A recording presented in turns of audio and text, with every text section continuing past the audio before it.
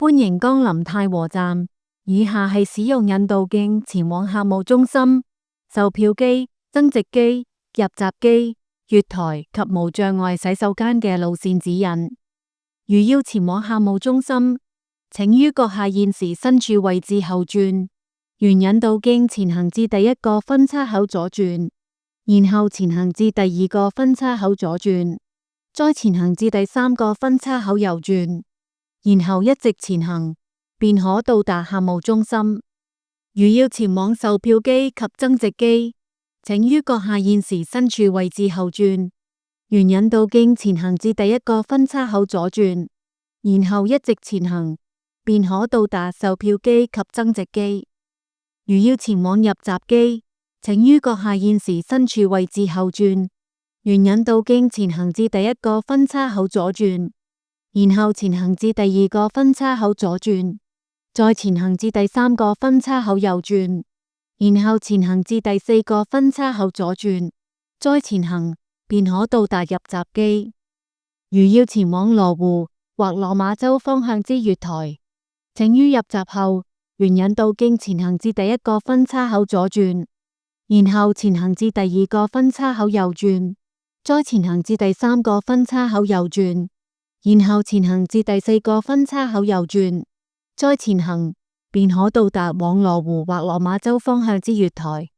如選擇使用樓梯前往金鐘方向之月台，請於入閘後沿引導徑前行至第一個分叉口左轉，然後前行至第二個分叉口右轉，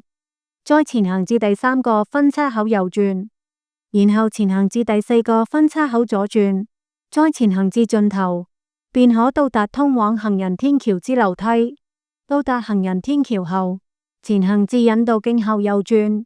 沿引導徑一直前行至盡頭，再右轉，便可到達通往金鐘方向月台之樓梯。到達月台後，沿引導徑前行，便可到達往金鐘方向之月台。